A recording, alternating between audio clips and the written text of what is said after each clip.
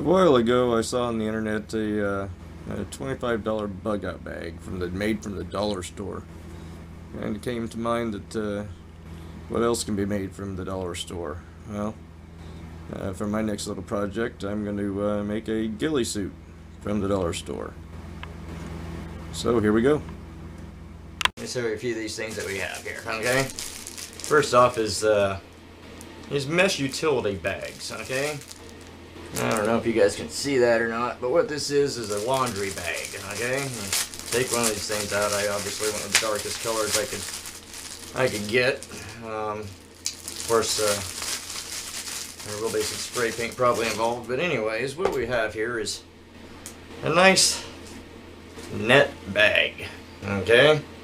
You can see through it and everything like that. It's got thousands and thousands of little holes in it for tying all sorts of stuff too. Now this is quite a bit tighter netting than most ghillie suits will call for. But hey, man, we're dealing with the dollar store here, you know. So anyways, so what I got here is, well, there's my netting. Okay, and then of course I even found some jute twine. A little 3-pack, 118 feet per 3-pack. I bought the store out of these. Bought about 12 packages of this, and of course brought it home and took a certain amount of the gray there, or the tan, whatever you want to call it, and threw it in my good old bucket of RIT dye, and dyed a certain amount of it black to where we could, where I can have that color as well to throw into the mix. And I also bought myself some, what is this stuff called? It's called Excelsior. Okay, this is just kind of a fake, I don't know what you want to call it, moss type stuff, kind of paperish, but tied onto a ghillie suit. Well, anybody that knows what they're doing will obviously see the benefits of that stuff there. Okay, now then, where as far as glues to adhere it to my jacket goes, well, the dollar store once again with this fix-all adhesive.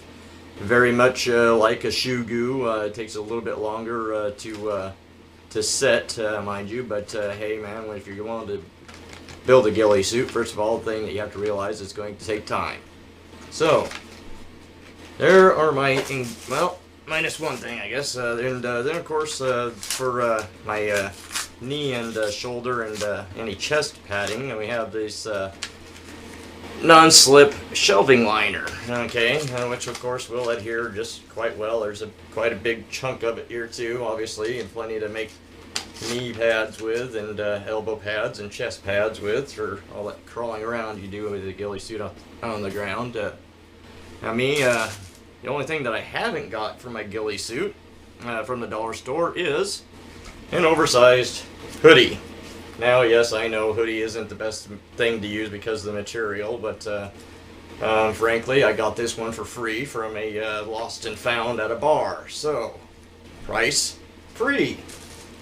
That being said, on to construction. And the first things we do is go ahead and get rid of the string here on our little mesh bag. That way we don't have to deal with it. Also, hey, look at that, paracord for, that'll be a very lightweight paracord, but still we got cordage for being able to utilize and tie off with, and tie onto with, or whatnot. And all I'm going to do is take this bag and split a seam, so to speak, and cut out for my back and my arms, and get to gluing it onto my hoodie.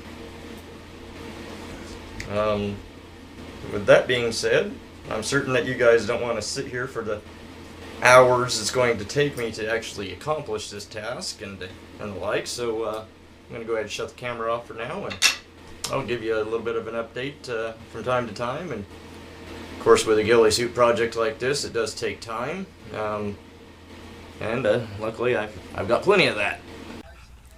Okay, well, here I am for another update on the dollar store ghillie suit. I've been stretching out and cutting off my jute, and am actually prepared to dye some of it. It's kind of one of the things I wanted to point out.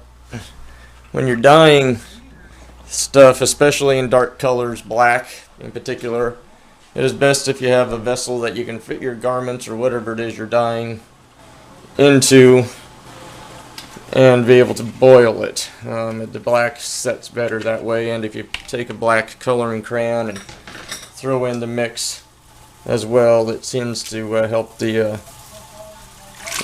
out the process as well. Myself, I use an old-time pressure cooker, which I never put any of the weights on. I just have the lid on there to stop anything from boiling over or anything like that. But I've added that jute down into there. It looks like I need to add some more water. That's another thing. If you use just a go to the Goodwill or somewhere like that and get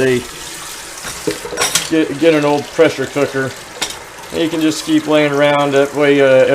Anytime you need to dye something black, well, frankly, you can keep the leftovers in the container itself, and it stores it just fine. Like you see, I might have to add a little bit more water to it, but the dye is still there, so it's still going to be just fine.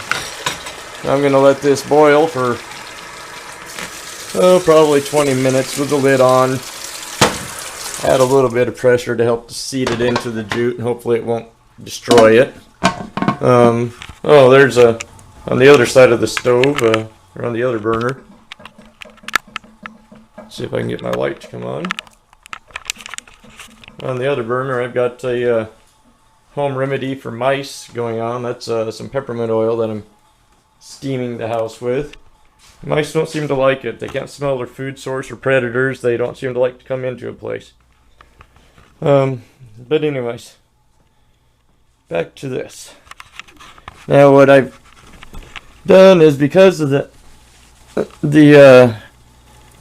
laundry bag being kind of a bright shiny material, I've went ahead and used one of my cans of spray paint that I got from Wally World for 96 cents to kind of darken it up. As you can see, I've still got some spots it looks like I'm going to have to retouch, but that's no big deal. But then I've got all my other colors of jute cut into anywhere from 12 to 14 inch lengths. You know, it doesn't really matter the length of it to me. I mean, as long as it isn't below like 8 inches, you know, it's usable. And of course I've got plenty of the dang stuff going on here. So that's kind of an update of where I'm at so far. I'm going to throw stuff down off of here. Oh, that's another thing I guess I wanted to point out really quick, is that with mine, I'm utilizing a hoodie. Not necessarily the best material because it wicks up a lot of water. However, I plan on being protected underneath this because I've got it 2 times oversized. But when I did the netting on it, I just went ahead and laid it all down, all flat, and glued it around the edge of the hoodie as well. That way I can pop it up and there I'm instantly concealed. And I've also noticed that by keeping it kind of square, see if I can set up my camera here somewhere where you can see this. By keeping the material squared off on the back of it, now when I put it on, it actually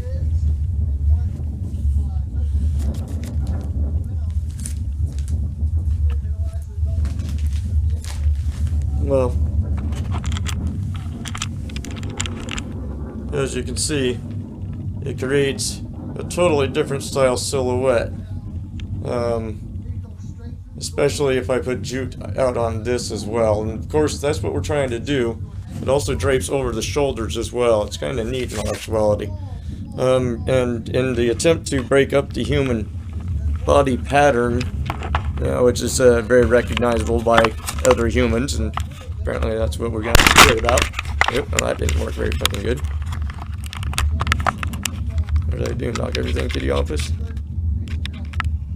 Well, anyways, I guess that's the end of this update for now. Okay, now that I've got my camera back up and working, I'm gonna knock the kitty ompus. I kind of wanted to give you a gist of what I'm doing here. Now, since I am using this netting from the, or this laundry bag from the dollar store as my netting, you can see that it's got a lot of holes in it. Okay, now obviously if I was to fill up all of these holes, A, I would be here forever, and also B, it would kind of defeat the purpose, because in filling up all those holes, all I would be doing would be following the design of the jacket, thus making the silhouette seem to stick out more, at least in my mind. So what I'm doing is I'm spacing my knotting of jute. I'm just kind of throwing it in there randomly at first, you know, just I realize I'm not working the smartest way in doing that. I should have more of an analog system for putting it on. However, I got plenty of time. But you know, I'm just kind of throwing it in with different in my different color patterns, spaced about 3 inches apart.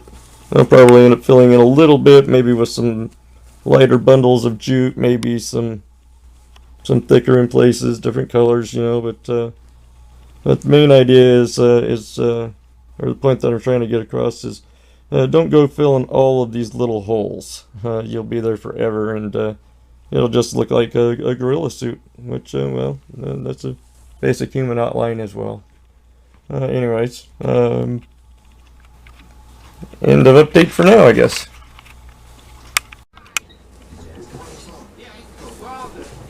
Okay, well, yeah, I hope that you can see this better than I can see myself in my camera viewfinder, but as you can see, my dollar store Gilly suit is complete. Front and back, and got the elbow pads going on, and got my front padding going on, and all sorts of fluffification over the head and everything like that. Can barely wait till it gets daylight out tomorrow, where I don't, well, actually, where I can film, to tell you the truth. Show you all what this looks like a little bit more outside at a later date. But hey, go and build yourself one.